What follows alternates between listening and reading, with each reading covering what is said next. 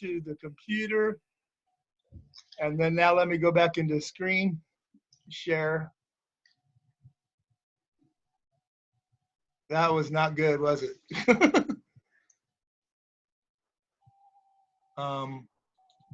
There it is. Whew.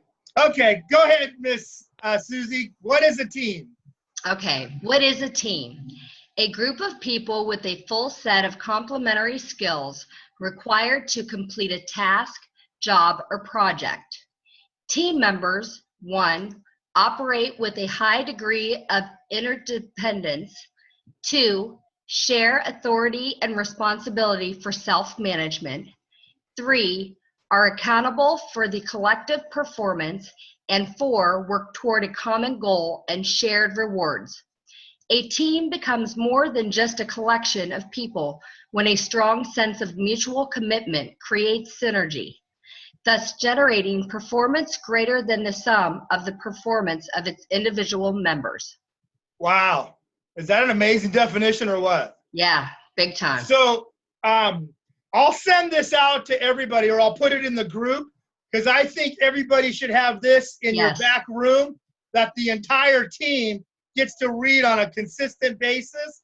Yep. And even through osmosis, these words will start to melt off onto everybody, I believe.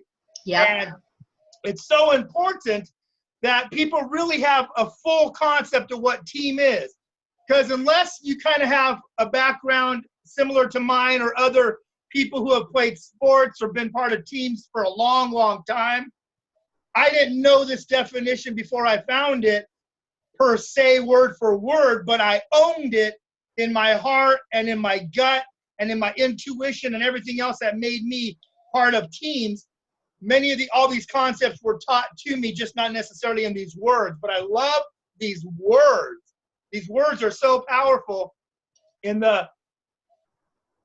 into what they really are. So now we have the characteristics. And so a feature or quality belonging typically to a person, place, or thing and serving to identify it. And so now we're going to talk about what are some of the key characteristics, not just of any team. Let's think about would you agree that just because you're a team doesn't mean that you're a great team? Correct. Okay. And then just because you're a team doesn't mean you're a world championship team, correct? Correct. Okay. And so let's think about world championship teams. So, for instance, the Stanley Cup was won last night. The NBA championship. Is that the Penguins? Melissa, did the Penguins win? Yeah. I didn't even get to see it. I was dozing off, and I saw somebody hoisting the Stanley Cup, but I didn't really even catch who it was. So actually, if Melissa, you want to unmute, and Monica, are you still there? I lost your picture, Monica. Yep, I'm still here. Okay, so I want to have a little interaction on this one. Oh, there you are. Don't hide that pretty face, damn it. I'm not doing it. Oh, really? That's just the computer interfacing with it? Oh, okay. Yep. Gotcha. So let's talk about key characteristics of championship teams, world champions. What would you say some of their key characteristics are? Go ahead. Being able to anticipate what the other people that you're working with need.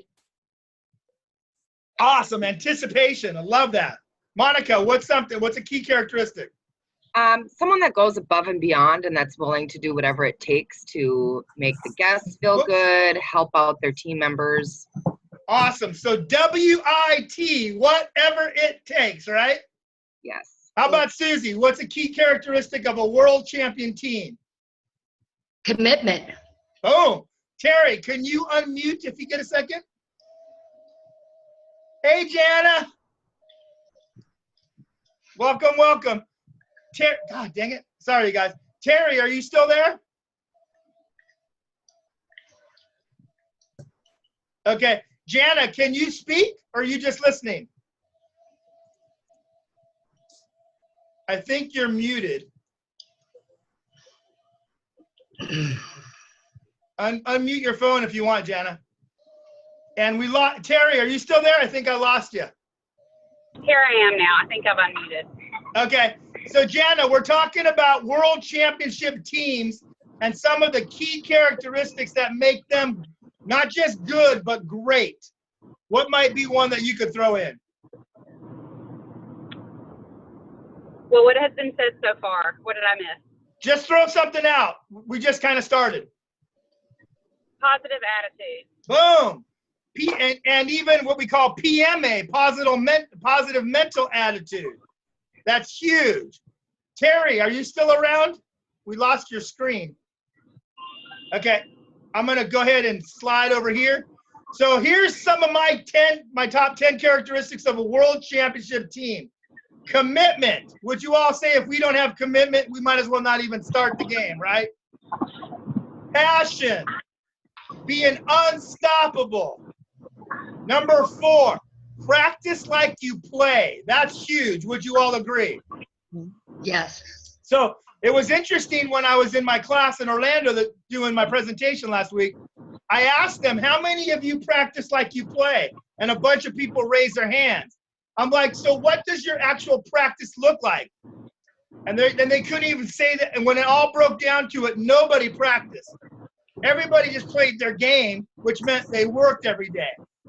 So is there a huge difference between working and practicing, y'all? Yes. Huge difference, right? So I'm gonna mute Jana. I think that was Jana that I just muted. So yeah, we have to start doing a little more practice.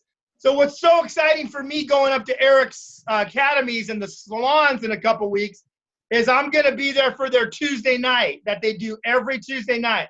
And I'm so excited to see what that really looks like as a dynamic. And then I get to bring that back to our group for our next call. and the structure that is consistently around that. So they work all day on a Tuesday, and then they practice Tuesday night every single week, year in, year out. Now that is insane dedication, but I have mad respect for it because Eric probably turns out some of the best hairdressers in the country, just like Van's team does. You know, the first 3 months that you're there, all you're doing is blow drying every day, all day. You don't even get to touch a human being. Practice, practice, practice. Train, train, train. And if I can leave anything with any of you, that's probably one of the key components that's missing. Even though, Susie, you're an educator, you could probably elevate that a little bit in your team as well, right? Yeah. Absolutely. But what would you say that's missing when that doesn't happen yet? What, I'm sorry? What would you say that is missing when that's not really living in your world yet? Well, since that's not living in the world, then you don't have the commitment. You don't have the dedication, you know, all of these things, because if I'm not being the leader to give it to them, then they have nothing to grow on. Perfect. And I would add the word structure. Structure. I think Sure. structure is missing amongst all of us, not in a bad way, in just Right. an observation way. If we all want to elevate our game and be great versus just good, it requires doing things different and more, yes? Correct. Yeah. So I think we're all insanely capable of being obsessed with excellence like Eric and like Van. And I think we're all completely capable of being a great stylist and or a great team. But we have to have that consistent structure because like Eric said, to train, he trains his people. When he started off, it was just 3 people and he trained an assistant. And then you train another assistant while that person goes onto the floor. And then you train another assistant while that person goes on the floor. Fast forward now that they have the company and they do their Tuesday nights, he doesn't do the Tuesday night trainings. They alternate amongst the trained team who lead the training. So you know, once you leverage yourself to them and they get up to par with you, they can now take over those trainings. And I've often said, as far as like meetings with the team, we all know that meetings can turn into a bitch session if we're not careful. So one of the things I've done with all my coaching clients over the years is I've challenged them to let the team take turns leading the meeting. Because a lot of times the peers won't pee on their teammate, but they'll piss all over us, right? So if we give them, you know, maybe half of the meeting, you still might have some things you need to discuss. But if there's some sort of other thing, let a team member lead the meeting so they feel the heat and they know what it's like to stand up in front, which also over time gives them leadership skills. And then all of a sudden somebody blossoms and you're like, wow, I didn't know that person even had that in them. So practice like you play. They have to be coachable. Strong beliefs. There's your wit, Monica. Good listeners. Now, actually, not even good listeners. Great listeners, right? Consistency and positive attitude. So those are our key characteristics of a championship team. Now let's talk about quality. The standard of something is measured against other things of similar kind, the degree of excellence of something. So if we were just to get straight and honest, would we all agree that the standards in our industry have probably gone down? Yeah. Would we all agree that our own personal standards as consumers in the world, we've lowered them as well? Yes. Especially around the theme of customer service. Yes. You know, I talked about that on the last call, you know, or with Eric's call, I believe it was, where I find myself getting fired up with an average experience that was good because I can't find great anymore, so I get excited about good now. And that kind of saddens me that I've lowered my standards and even have an appreciation for that. But if I have not or would not, I think I would just be this upset individual all the time because it's just not out there that much anymore. And I think we all need to be very cognizant of this, and you need to pass this down to your team about standards. And, you know, like I also mentioned in the past that how come we're not, I was telling people to, even the youngsters, throw $20 a week into an envelope, 20 or 30, over a period of time. Get a couple $100 saved up and go to one of the nicest salons or spas in your area and have an experience. And take away your likes and loves and then have some observations of, I would never do that. But you'll find yourself being able to expose yourself to other people doing things better, hopefully, than you are and or different, even if it's not better, but different in a positive way. Does that make sense? Mm-hmm. I've done it myself where I put together about $300 or $400 and went to like a destination spa. I got to tell you, man, it was not that great. It was expensive as hell, but it was not that great. So it was, unfortunately, dollar-wise, it wasn't value. Experiential-wise, it was great because I learned about 5 things I would never do. Right. I also saw in my face the complacency of these high-end resort spas that know that the turnover will always have somebody on that table or that chair next. So they kind of don't care that much. And that's the sad part. So by having all these observations, we all need to bring it up to another level and see what's going on. Now, behavior, the way in which one acts or conducts oneself, especially towards others. So we have behavior and we have quality. So let's look at the qualities and the behaviors of a winning team. So would you all agree that these qualities and behaviors would make and support the strongest team you could have? Yes or no? Yes. And we have trust, kindness, positivity, cooperation, dependable, collaboration, open-minded, respect, communication, great attitude, common goals, play full out, acceptance, passion, work together, and excellence.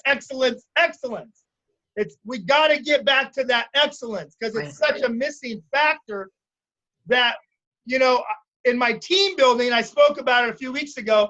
When I come in, I do my team building workshops. We dive into this area called when is it good enough? And when I did my training in my team building, my mentor, Tom Leahy, he took us through this repetitive thing where we did it probably 20 different times. And after like 10, it was, you know, after 5, it was fun. After 10, it was kind of like, okay, I got it.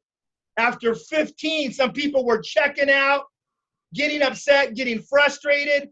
Maybe 2, I know I was one of them, but there was 2 other people who were still fired up. Let's go better, let's go faster, we can do this, you guys. You know, we were still all amped and up there.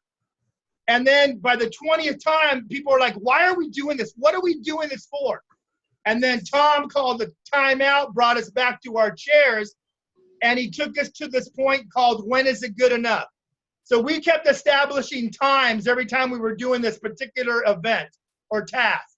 And we were trying to improve that time through either process and our people or the product. How can we do it better, more efficient?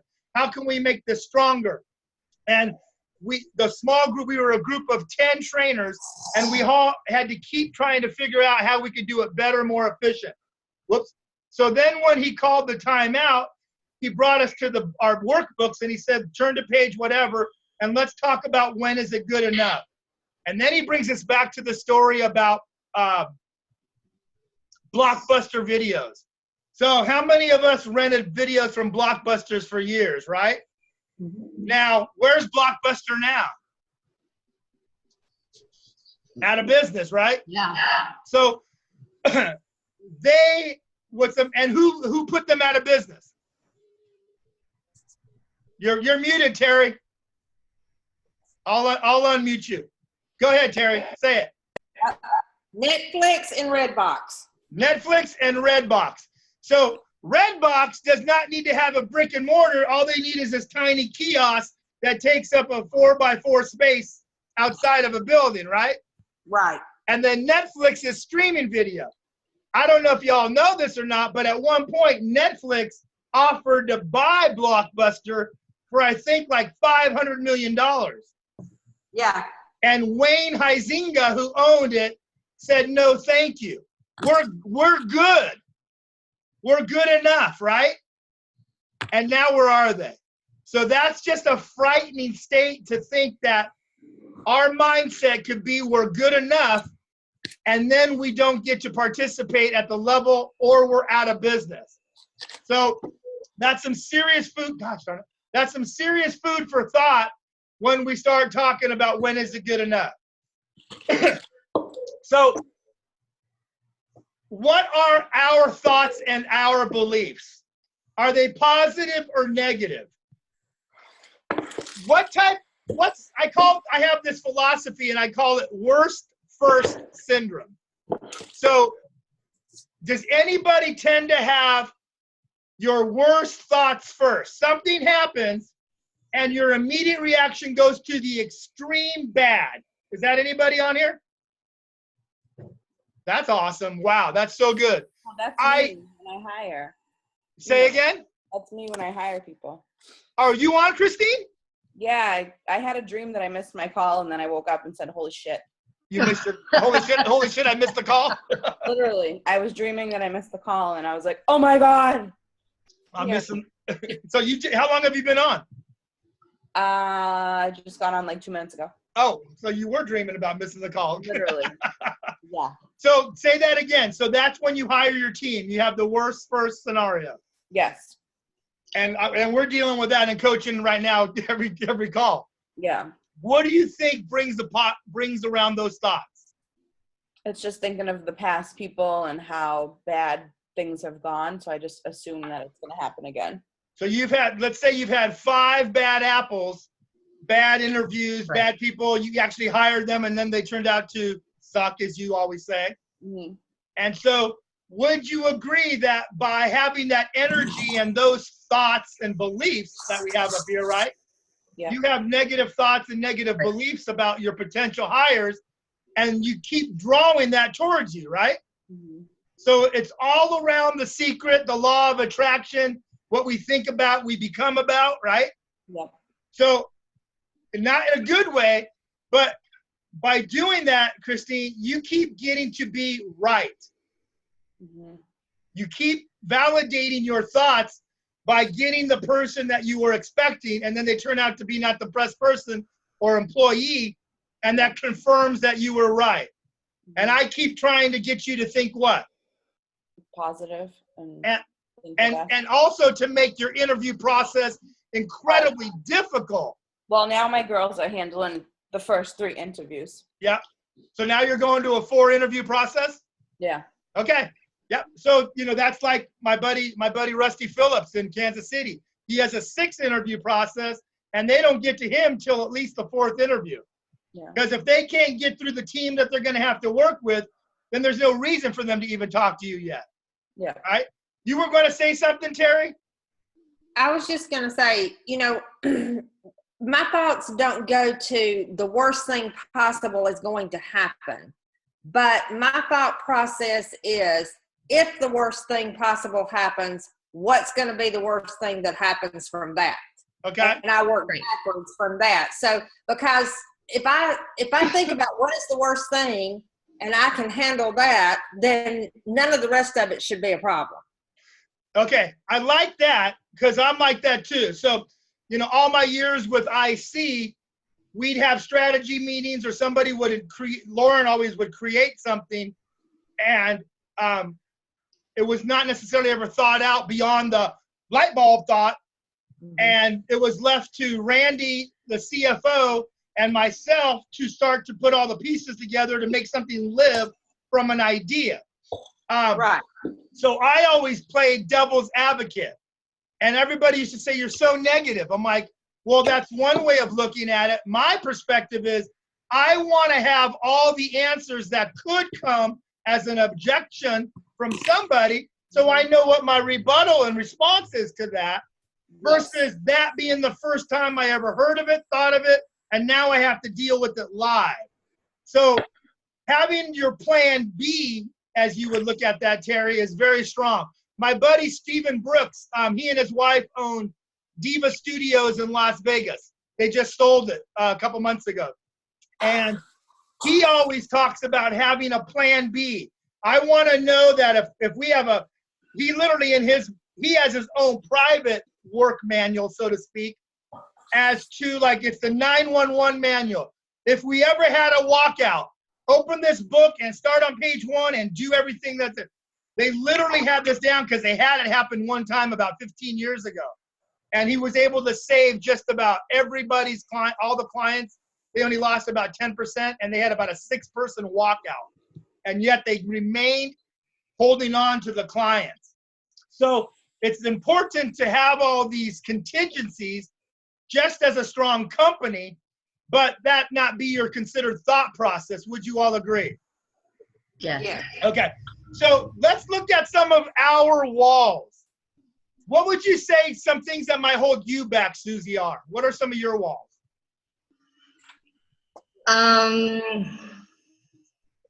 Time. Say more about that. Having time to actually do more trainings and trying to get the timing down. Like, is it Eric has the Tuesday nights? Yep. So having the time to find the appropriate time to get everyone together, that's not during work time. I think time is my main challenge. Gotcha. So because then I can't get my structure together. If I don't have the time to sit down and have the trainings, then I can't get the structure, then so on and so on and so on. it's the downhill roll. That falls on me. Correct. Now you used a word a second ago. I can't find the time. Right. I've looked for time under my couch, under my pillows. Right. I've looked for time under my carpet. I have never found time. And I'll change that. I have the time. It's to correlate the time of everyone else's schedule. Because I might say Tuesdays work for me, but are you going to get the rest of the team to do it? Well, when it becomes a non-compromise thing, then yes. Until it's on as Van said, Oscar, nothing happens till it's on the calendar, then nothing's going to happen, Susie, till what? Yeah, it's on the calendar. Yeah. And when you declare that, okay, effective on such and such, and you put that out there a little ways so people can accommodate that, it's a non-negotiable. It becomes a fact of your company, Right. And Now- that's where I have to change my teaching schedule. You're right. Correct. And then like Eric said, it's not a voluntary basis, it's a mandatory, and Right. they're being paid to be there. Right. So, And that'll be our discussion tomorrow.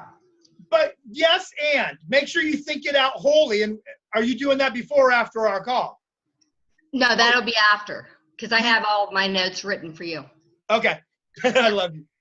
But yeah, I mean, and those are, I'm sure other people have challenges like that too. Like, if they have other staff, trying to figure it out, timing.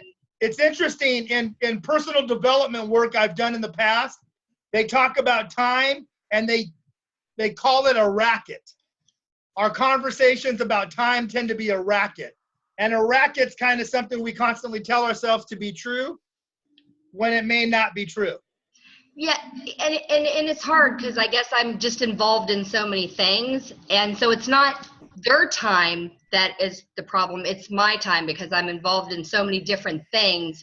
It's when can I fit it in that we're not doing it at 9 o'clock at night when I have one girl driving an hour away. Roger that, and perfectly said. Now, it's all your things. Now, we got to play around with identifying our A, B, and C clients a few calls ago, right? Right. So what if you were to start categorizing your activities as A, B, and C activities? Because when it's all said and done, what's your biggest commitment and priority in your life besides family?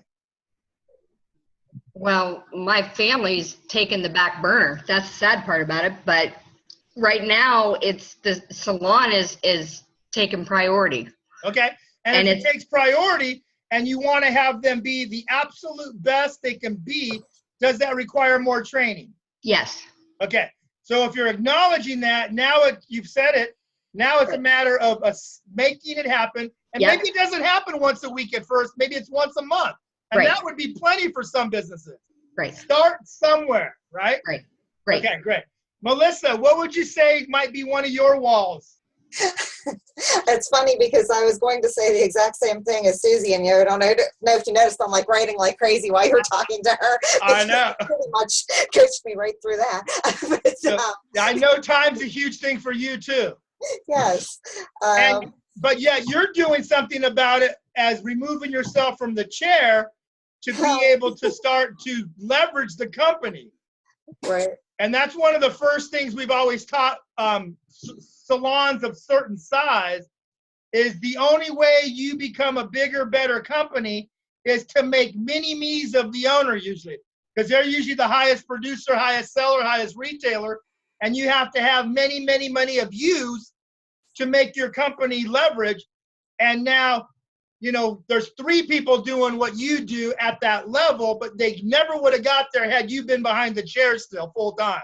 Right. So kudos to you for taking that action. What's something else outside of time that might be a wall for you? I think a lot of it, and it kind of revolves from the time, but actually focusing in on priorities and saying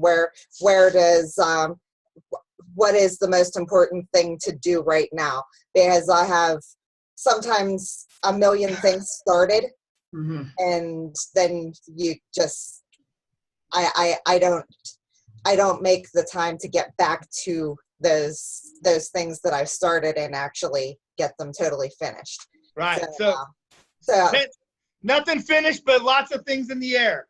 Right. And Monica's over there shaking her head like, I have been that person as well. Probably because A, I have probably crazy ADD. B, I can get bored easily. So I have to have multiple projects going on. However, I tend to keep coming back to them. And then it becomes kind of a systematic thing where I might work on 6 projects throughout my day. But tomorrow I come back to those 6 projects and pick up all 6 of them where I left off. So eventually something gets done. Right. Other people train about tackling the biggest elephant every day first thing. So what is my biggest crazy to do, and get that one checked off. And then other people say, what are my lightest ones? Because those are quick, easy check offs. So Right. I'm not attached to what we do as long as we keep checking stuff off, and that we figure out a way to leverage ourselves to be able to grow. Monica, I'll unmute you. And then what would you say was one of your walls? Well, I agree, of course, with both of those. I think sometimes my problem becomes an overwhelm doing these things where I all of a sudden feel overwhelmed with everything I have to get done. And instead of taking bite-sized chunks, I just shut down completely. Yeah. And then try to make excuses like, well, you know, it's been a while since I've actually sat and did nothing. I should do that. And, Okay. Amen. Amen. which I do from time to time, but it sits in the back of your head then too, just eating at you where you don't end up getting anything done and then you feel like crap. But So what if you still honored yourself by doing that nothing spot, but would you agree that overwhelm comes from too much in your mind and not necessarily on paper? yes. Okay. And I've recently gotten the High Achievers Playbook, which has been the most amazing, helpful tool for me.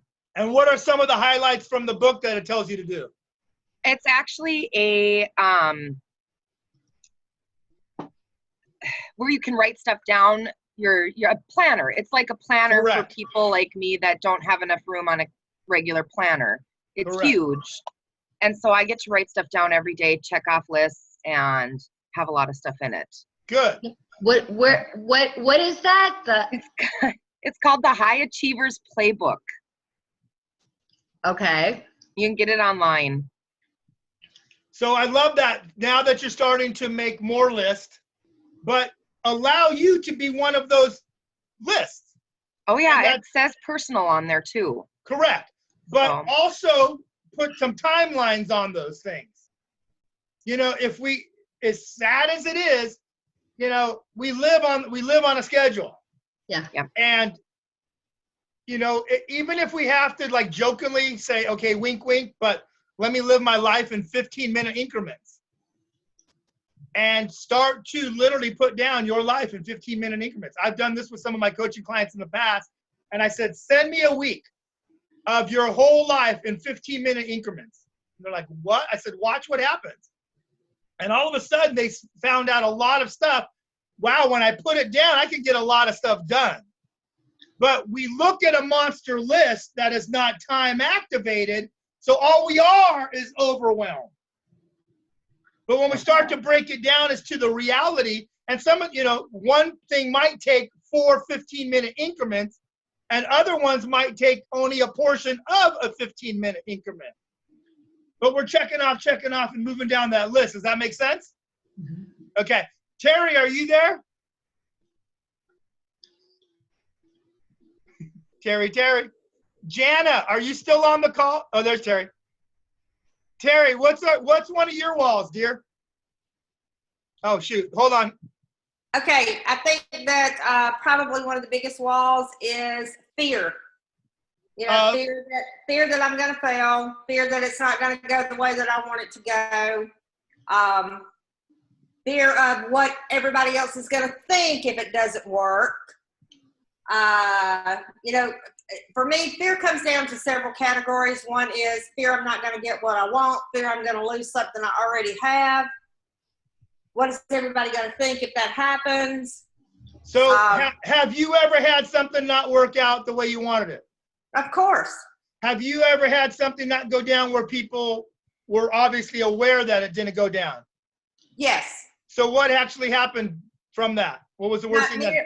Well, I will tell you that in every instance that anything like that has ever happened, the fear of what was going to happen was way worse than what really happened. Exactly.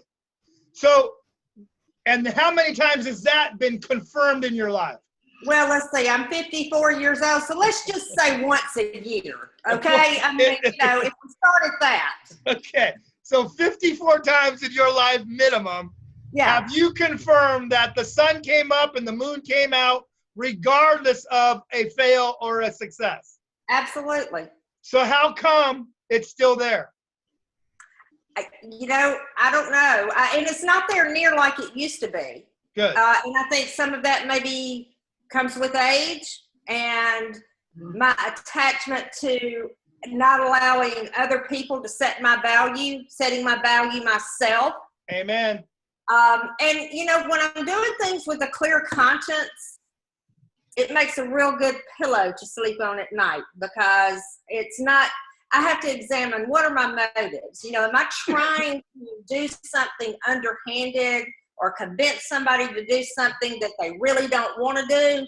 Because if that is the case, then that's not a pure motive. Correct.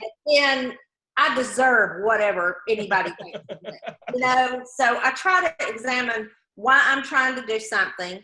Is it to help other people help themselves, which tends to be my goal these days? I've done a lot in this industry. I've met a lot of the goals I ever had 30 some odd years ago when I started. And so I'm at a point now where I'm trying to help the people who are on my staff achieve their goals.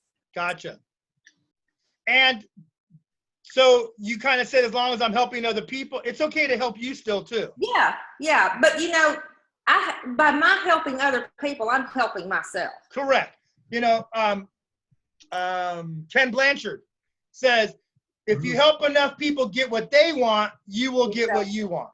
Yeah. So that's very strong. And maybe as time has gone on, you've helped other people, and maybe that's helped your fear.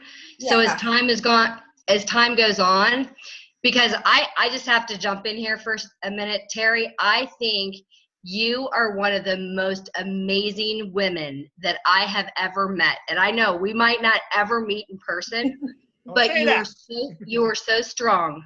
And when you said fear, I was like, excuse me, fear? Let me tell you something. The only thing that you have to fear is the amazing success that you're going to have and how you're going to have to deal with the success, because you, my friend, are absolutely beautiful. Aww. So if I can tell you that, I have learned from you every time you open your mouth. I learn from you. So thank you. And please let that fear, turn it around and keep teaching others, because you're amazing. Thank you, Susie. Yeah. That means a lot to me to hear that from people who don't really know me personally or not with me on a day-to-day basis. And, everything I say to y'all could be just straight up BS, but it really isn't. I mean, I'm who you see, period. Girl. Something else I'll say too is that the things I want in life have changed over the last 35 years. Yeah. The things I want at 54 years old are way different than the things I wanted at 24. And some of the things I thought I wanted at 24, God has seen not for me to get, and it's been a good thing. So, Amen.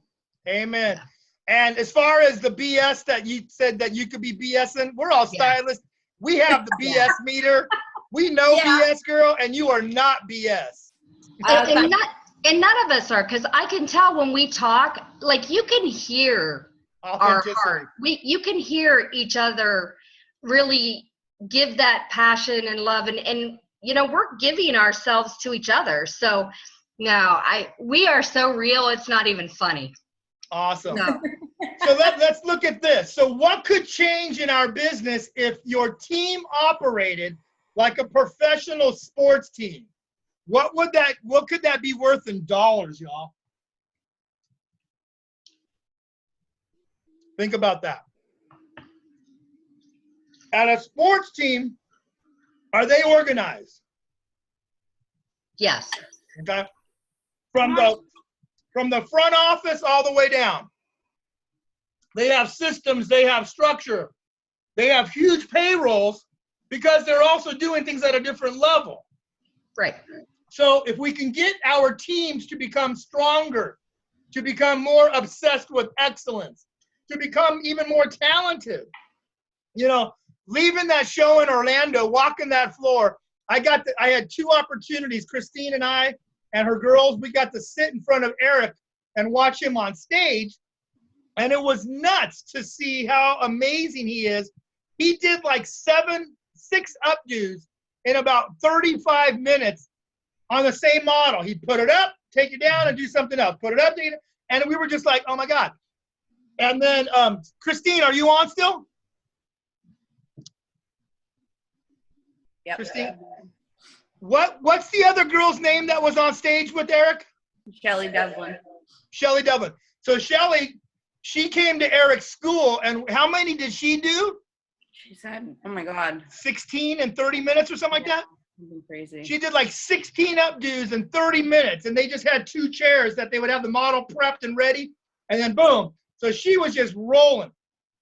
I couldn't do freaking 1 updo in an hour at my best day. So I own my madness around that. That was not my forte. Other things I could rock and roll, especially when it came to color and application and whatnot. But we always have to elevate our skills and our game. My dad said it, you know, the day you think you know it all is the day you better get out of this business, because it's ever changing. And we have to start instilling these type of concepts, and especially the young ones, on our team. And this will change into dollars when it's all said and done. Would you all agree with that? Yeah. And, you know, I have a little phrase that if it doesn't make dollars, it doesn't make sense. And it's a little harsh, but when it's all said and done, if we don't have the dollars coming in the front door, we don't have a business. Bottom line, you might as well go rent a chair somewhere, or, you know, pack it up and move on.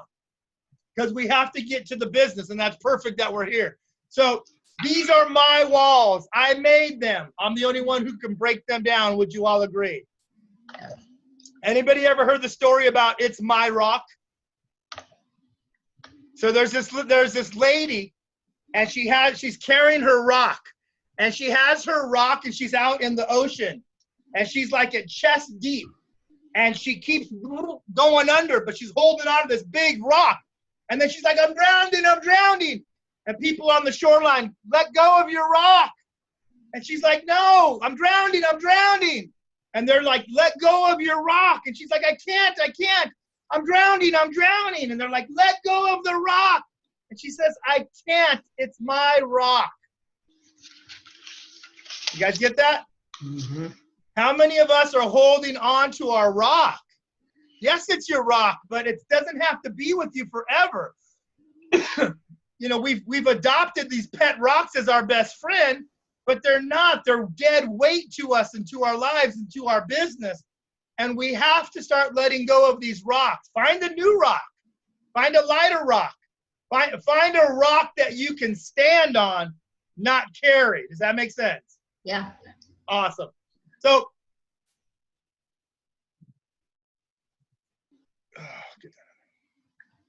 you know, what do you guys see within the picture of the bricks right there? What's the hidden image?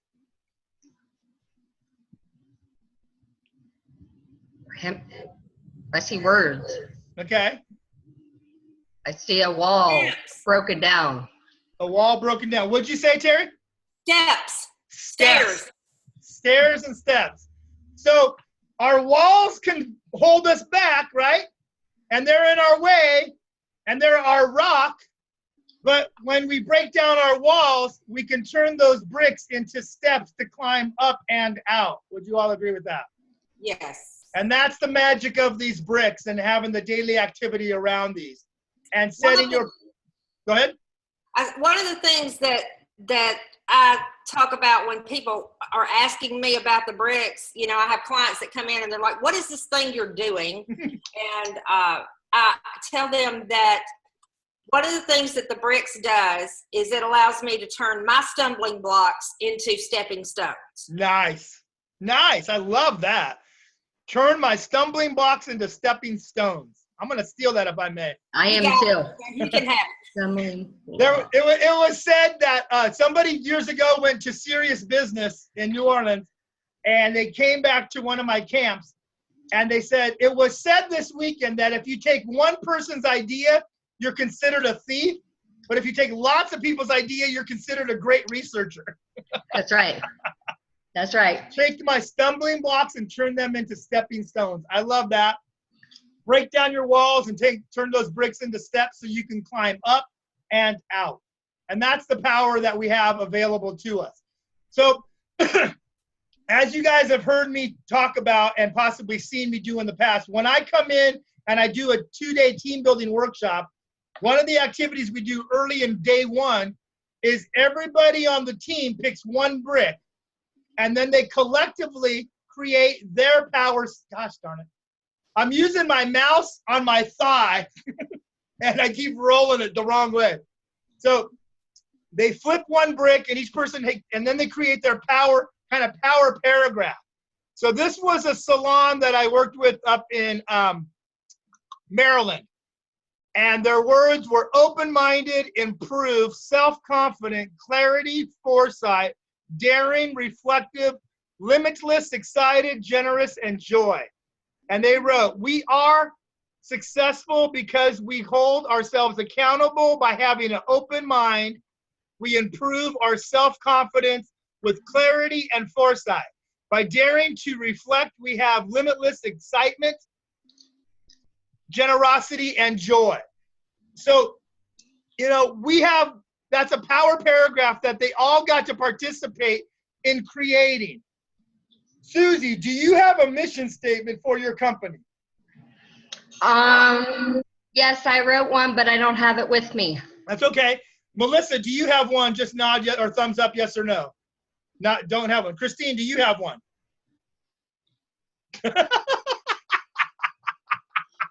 Just covers your face. And Terry, do you guys have one at your salon, a mission statement? So these were kind of big. Mission statement was kind of the fad of the 90s. Many companies still have them, but most people that are a part of that company had nothing to do with the creation of that. Does that make sense? Yes. And so what's powerful about this, Melissa, you guys have bricks, right? Okay. I think this is a huge activity to do with your teams as part of a meeting.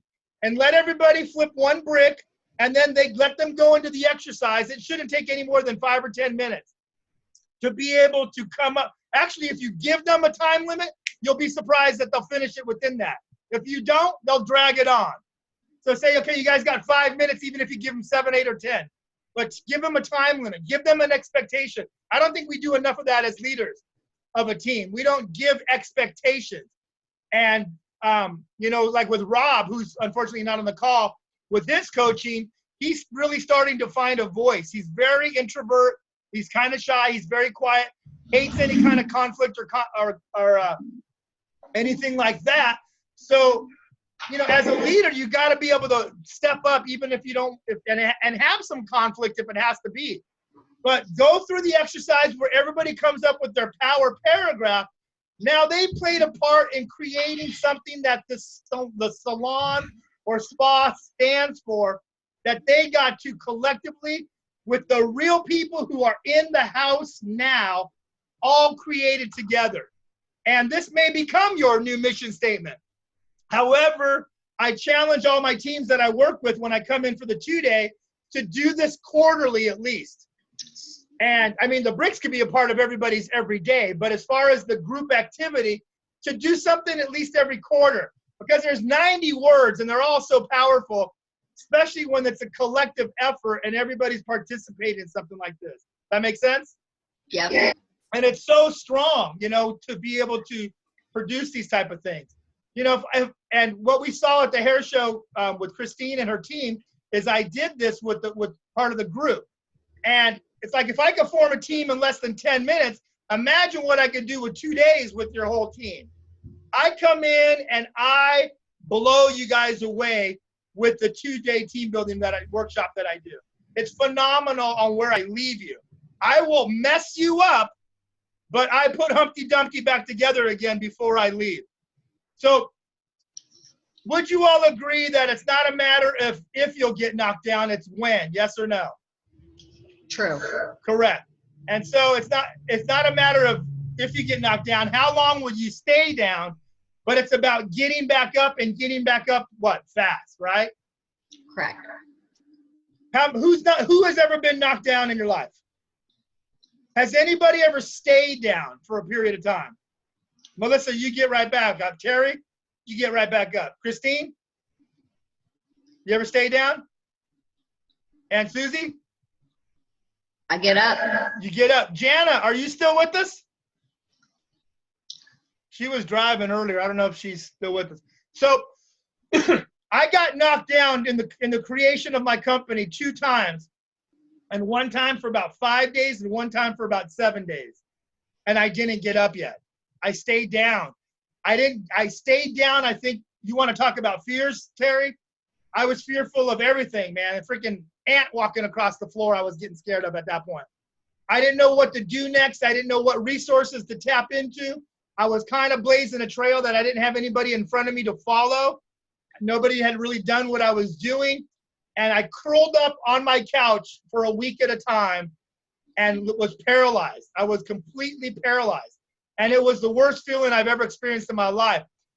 As an athlete, I got knocked down all the damn time. And I'd get right back up. I have an insane tolerance for pain as a human being, but I couldn't handle the pain I was in emotionally and mentally of uncertainty. That was probably it. You know, Tony Robbins talks about certainty all the time. And that's what most of us lack in life is certainty. And I was at the place of the company in its infancy that I had no certainty as to what this was going to look like. So, but what saved me is I wanted it. And I wanted it so badly. And we have to start to reflect and ask ourselves, how bad do you want it? Are you willing to put it all on the line? Now, I know you guys as owners, in fact, that's all we have on the phone right now. All you guys are owners. You have put it all on the line, yes or yes? Yes. Absolutely. However, I believe this right here, that we as a country, we as people, and definitely the new generation coming up is soft. We've raised a bunch of little softies. And we have to harden them up a little bit and teach them a little bit of life. And we have to get them to embrace this whatever it takes mentality. And if we can start to preach that and instill that and create some of this to be our core values, then they can follow something that they know they can hang their hat on because you have established it as a core value. You know, are your teammates there to lift you up when you're down? Now, you guys are owners, but you still have teammates. How do they handle when you're down? They don't. And do they know that you're down? Yes. And what would you like that to look like when you were down?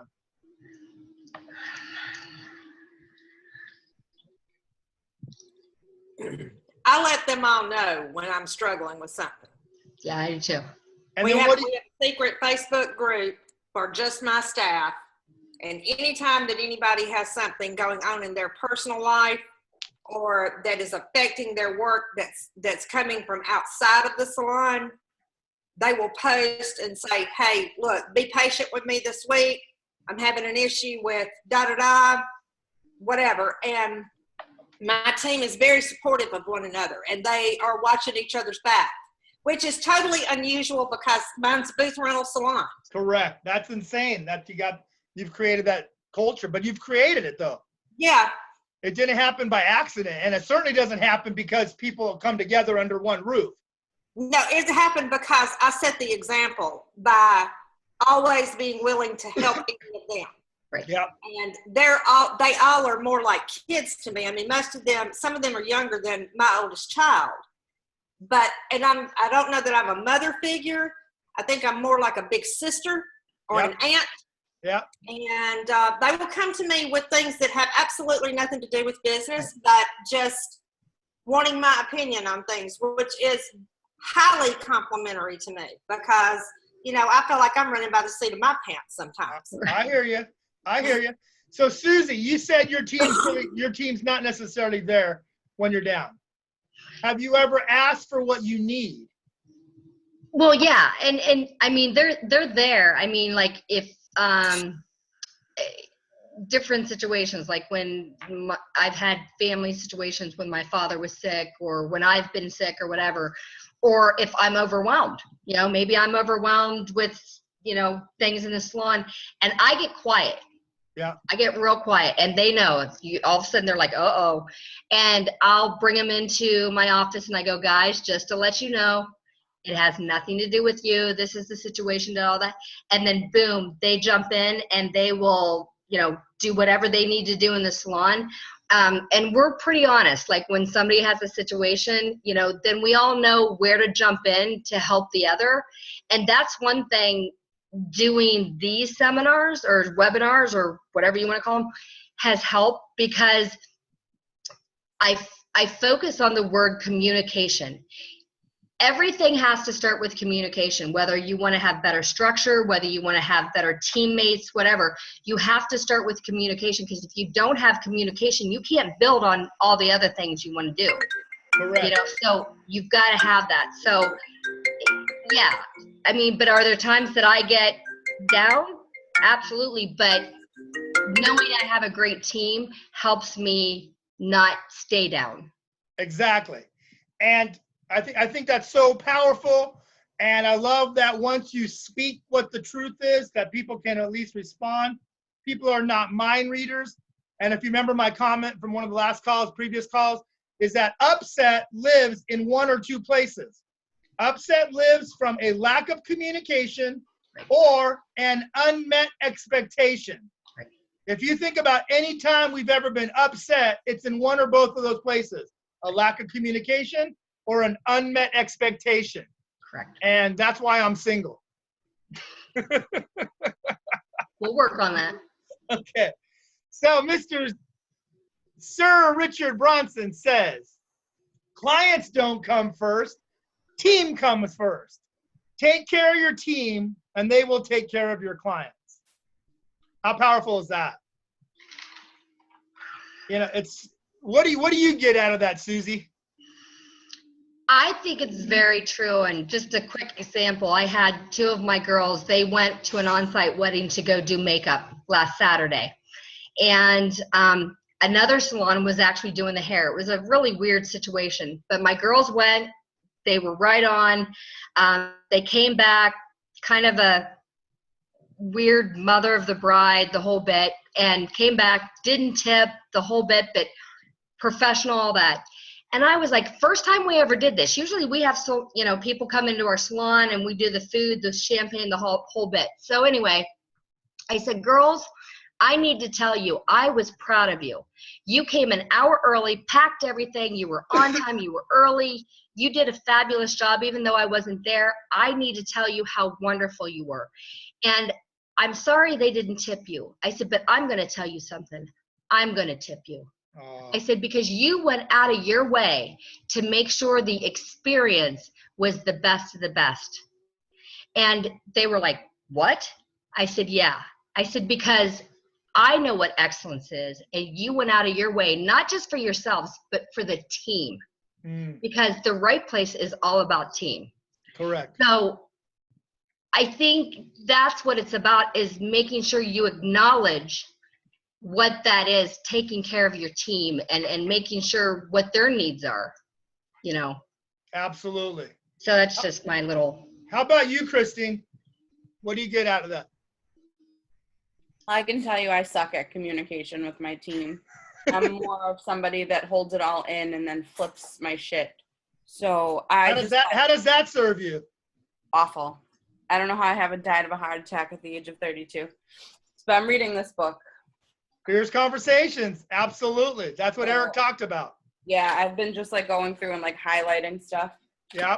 And it's true. Every relationship is one conversation at a time. So I have to get way better at communicating, because I hold everything in and I need help and I hate asking for help. And then when I do ask for help, they're more than willing to help, but it's more getting myself to be not proud and ask for help. So the next slide, you're going to have this in your face. Nice. So what's really interesting, what you just said. So what else are you getting out of that book, if I may ask? I literally just started it. Okay. But it's really, it tells you one thing that I thought was cool is it's leadership model. So it tells you what your old leadership model looks like and what your new one should look like. like, one, for instance, as directing and telling was your old, and this is really asking, really listening, then directing in that order is the new, which you always tell me, the new leadership model. So there's definitely cool little before fierce conversations and after. So do you remember Monday's class, the retail class at the show, that little blonde up in the front row, Barbara, who said, I suck at retail? And then did I pretty much stop the whole class and ask her permission to coach her? Yep. And do you remember what I asked, what I told her as my observation of her speech, her words? No. So I asked her, I said, you just said you suck at retail. So what do you produce as results in retail? She goes, sucky ones. I said, would you agree that our words are powerful? And she said, yes. So I said, what you keep getting is being right. And I'm back to that again. We create these things that we get to be right about. So then I went back to you. So I even called you. I said, Christine, what do you keep saying about the interview process? These people suck. What do you keep getting? Sucky potential employees. Now, I countered her. I said, I said, was that empowering or a disempowering statement? And she said, disempowering. I said, what could that sound like as an empowering statement? And she was kind of bouncing around it. So I helped her, and it was more along the lines of, I'm not as good in retail yet as I am going to be, but I'm better than I used to be. So you could take that on with your conversation about conversations and communication. I'm not as good as I'm gonna be, but I'm better than I used to be. And like the book says, it's one conversation at a time, right? Now, you don't ask for help because that's a pride thing, right? And what does that mean to you when you ask for help? I feel like I only ask for help when I'm dying. Correct. Because do I have your permission to kind of do an MSU, make shit up? Sure. Okay, my MSU about you in regards to that is you're still trying to prove to your mom that I could be badass and make it. Yes. Right? Yeah. So guess what? You are a badass and you've made it. You own a freaking badass salon. Yeah. And you're doing it every single day. And you have a team. I've never had that. I ran my dad's company, but I never had my own. Granted, I had 28 freaking headaches called people, but I never had my own company in regards to that and the team. So the only person you have to prove anything is to yourself, and the only people you have to ask for help is from your team around you. So look at what it says here. What's this say, Christine? You can't expect your employees to exceed the expectations of your customers if they don't exceed the employees' expectations of management. Powerful. You guys know who Howard Schultz is? We probably 80% of the world drinks his stuff every day. That's the creator of Starbucks. Yep. Yeah, he brought out a book. It was a Starbucks book that we actually got through Paul Mitchell. Yeah. And it was amazing how he's business techniques is very much like you teach. Well, thank you. So Christine, what's that one say right here? This is the one I meant to give you. Great things in business are never done by one person. They're done by a team of people. Wow. And we all know who that Steve Jobs is. Yep. So I'm just going to challenge you not to wait till you're buried. I know. To ask for help. Because what if, you know me, I play the what if game. What if you want to be rock star successful? There's no way you can do it alone.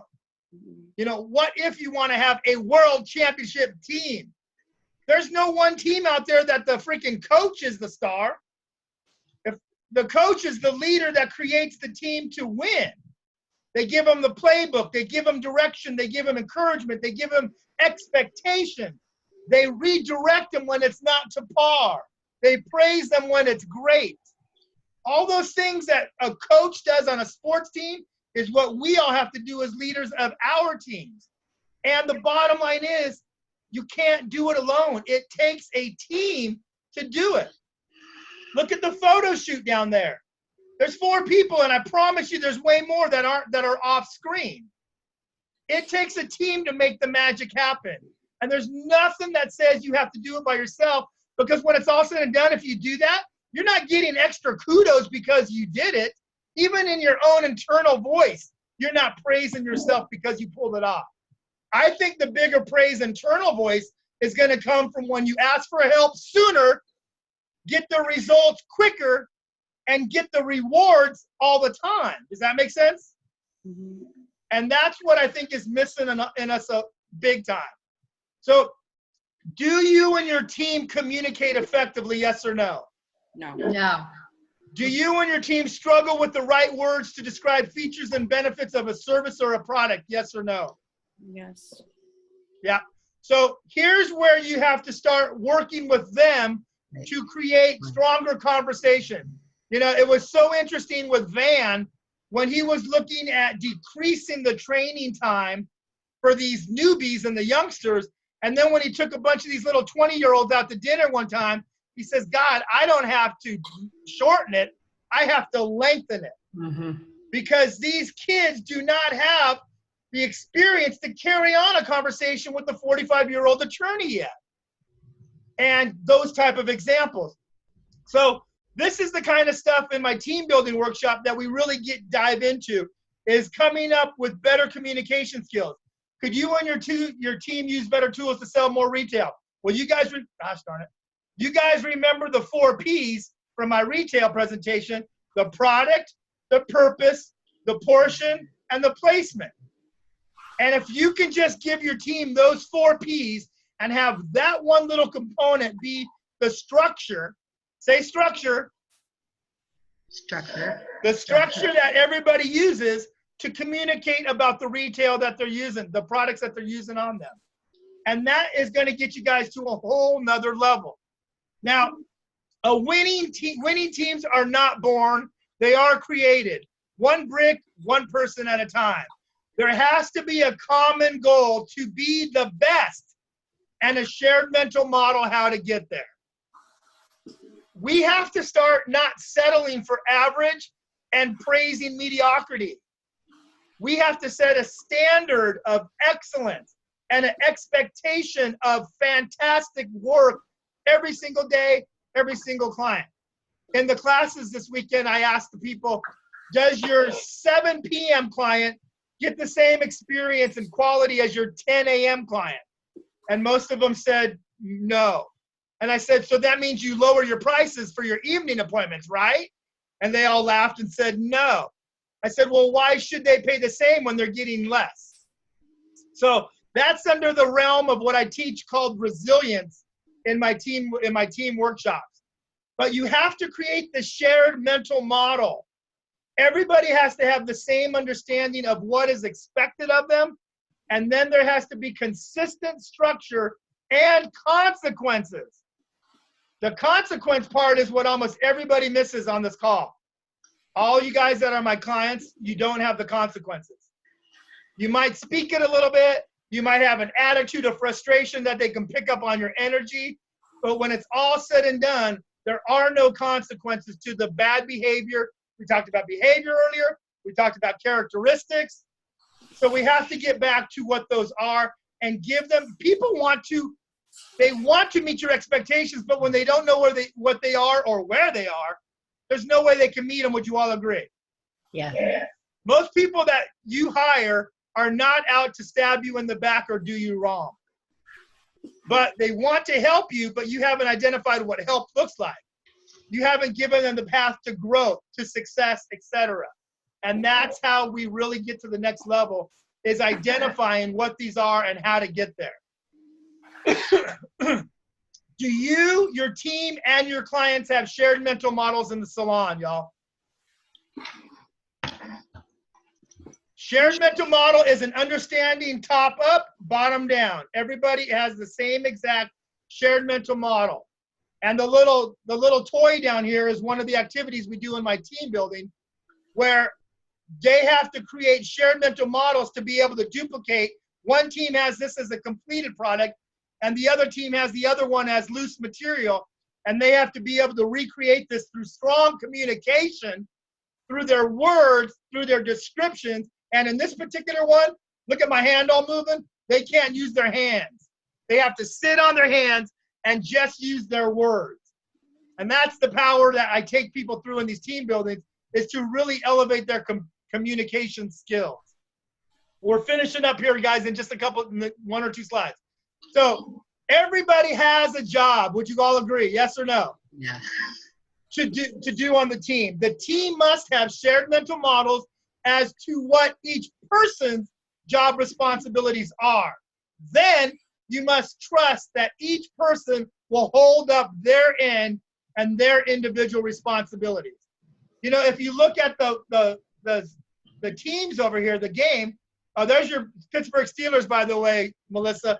But does everybody have a job on the white jerseys here to protect their quarterback? Yes. And this guy didn't do his job so well, right? So Ellis is about to tackle the quarterback. Both these guys are coming in on him because somebody missed their job. And that's human. It happens. But they all have their clear, defined responsibilities, and these guys all have to trust that everybody else is going to get the job done. No difference in-house, so to speak. We all have to do that. Now, here's another little thing that's powerful. Even when you're on the bench and not playing, a true team will cheer on their teammates to a common goal.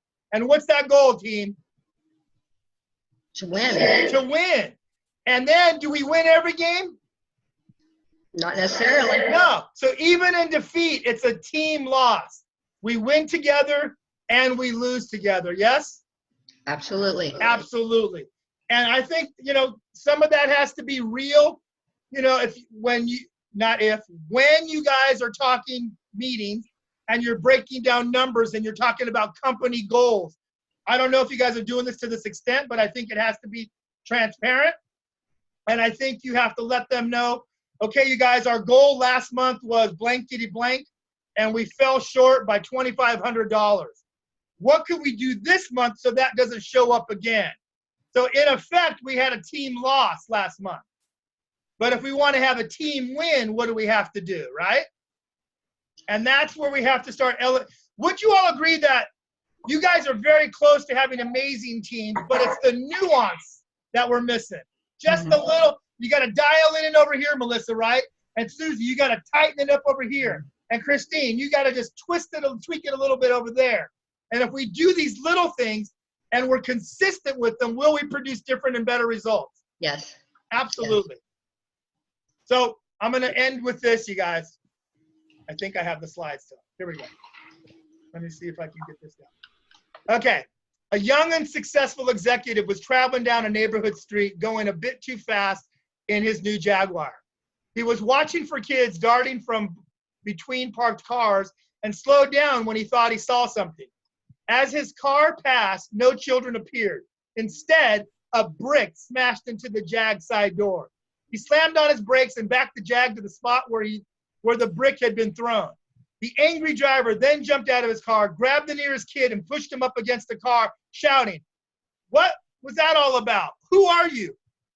Just what the heck are you doing? That's a new car, and that brick you threw is going to cost a lot of money. Why did you do it?"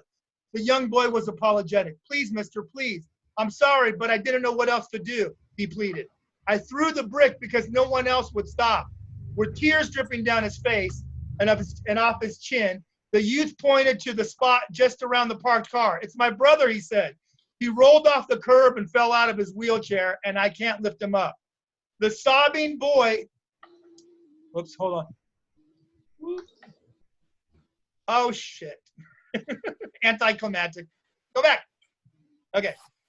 The sobbing boy asked the stunned executive, "Would you please help me get him back in his wheelchair? He's hurt and he's too heavy for me." Moved beyond words, the driver tried to swallow the rapid swelling lump in his throat. He hurriedly lifted up the handicapped boy back into the wheelchair, then took out a linen handkerchief and dabbed at the fresh scrapes and cuts.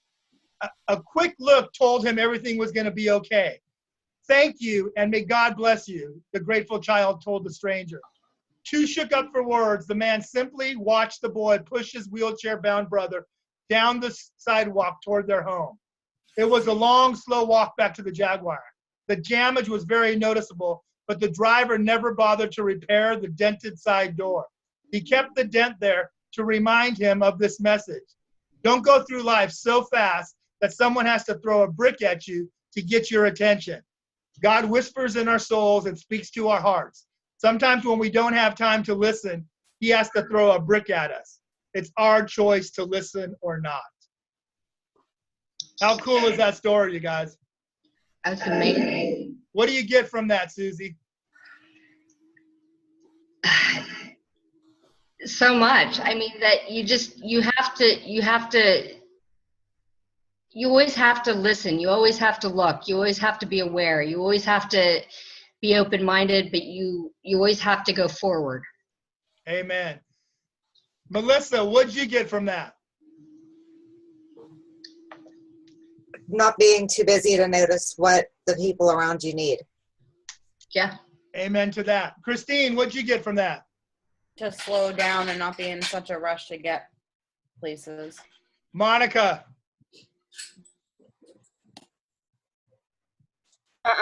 They kind of covered it, but yeah, it's gonna hurt really bad to get hit with a brick if you're not paying attention. Yep. Terry, are you still there? I am. I'm sorry. I'm having to run around and take care of stuff for the day. But the thing that I get out of that story the most, I've heard it several times, but is that, sometimes my focus is way out of whack and it's not seeing what's right in front of me. I strive to be aware of my surroundings and what's going on with me so that God can get my attention with the tickle of a feather instead of hitting me over the head with a 2x4. Wow. And that's kind of what that is. Wow. That's awesome. That's huge. I didn't even know Delia and Wendy's on here on the mini screen when I had the PowerPoint up and took away. So Delia, honey, what'd you get from that? Thank you for being here. No, you just muted. Let me unmute you. There you go. I got you. Go ahead. Oh, you muted again. Unmute. Nope. Let me unmute you. Don't touch. Oh, there you go. Go ahead. Same here. I'm always going 100 miles an hour, fast. And I think one client told me I don't slow down and smell the roses. I'm like, well, I'm trying to get everything done. But yeah, sometimes I have to slow down and focus on one thing at a time. That's what I got. So when you're going so fast with so many things, are you getting anything done? Or are we going back to kind of Melissa's story? No, I feel like sometimes I kind of tell an analogy. I tell my clients I'm always throwing a bunch of apples in my basket, and I hope that I get them all delivered, but then half of them fall off. So sometimes I'm not getting them all in my basket. But then I realize I'm doing that, then I need to stop and forget that. Just get what I got in my basket, get that done, and then figure out the rest later. That's powerful. Jana, can you participate while you're driving? You're not muted. Are you speaking? I can't hear you. Let's see. I'm not sure we're getting your voice right now. That's okay. I'll come back to you. I'm going to unmute you, Wendy. What'd you get from the brick story right there, my dear? To remove the wall of ego. Wow. Out of the way, and to listen and be more aware and more receptive so that you pick up on things quicker. Damn, girl. The a few words pops them off big when you speak, girl. You guys, Wendy's my roommate. She's one of the most amazing women I know in this world. She's been just a joy to hang out with and learn from. And I know she hates me as a roommate at times. Can you imagine living with a coach 24/7? It's not the most pleasant thing. I just tell you, stop coaching me. You do that. You call me when I'm in, I get in mode.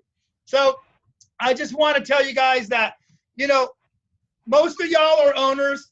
Some of us are individuals amongst the team.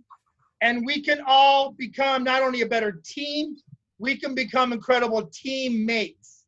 And that's another huge quality that I think we all can really look at ourselves. How can I be a better teammate? And again, be that shining example that other people can follow, which helps solidify a strong championship team. We don't want to be a good team. We don't want to be an average team. We don't want to be a team that was, yes, and they showed up, they were there, but that doesn't mean you won. You know, they say, I do this analogy that it's really safe to be in the bleachers at a sporting event because you can't get hurt because you're not on the field and you can't feel the pain of losing, right? It's really safe up there. But if you're in the bleachers and it's really safe, you also cannot what? Win. Right. You don't get to feel that intense, amazing feeling of winning. And I think if we focus on trying to win more, win bigger, win better, and win, like Eric says, and everybody that's been a great leader in the world has always said, it has to be a triple win. It has to be good for you as the owner. It has to be good for the company, and it has to be good for your team. And when you can say yes to all three of those, win, win, win, that's when you are a true leader of a championship team. So I thank you guys for another amazing call. I honor and respect each one of you for being who you are in this industry because we know it ain't easy. But the fact that you stay committed to this and keep elevating your game by coming on these calls, man, I can't wait. We have one more call in this series. Larry Curtis is our next speaker, and he'll be doing the call on our thoughts and our beliefs and mindset. And then, boom, we start in July with 2.0. Is everybody coming back for 2.0 for the next series? Okay, because I got 10 speakers lined up. I think I have 4 confirmations. That's on my to-do list today to start pounding people to get them to commit to their dates. But we've added Wayne Grun. We have Jeff South from Club Intrigue in Atlanta and Salon Intrigue. We have Susie Triel from Virginia, she's the one whose team does the shampoos, the exact same technique, every single person, every single day. Coral Please of the Cutting Loose salons in Sarasota, Florida, and the Please formula. We got a bunch more people, plus Eric coming back, plus Van coming back, plus Gino coming back. And our opening call in July, the first call is with Doug Cox.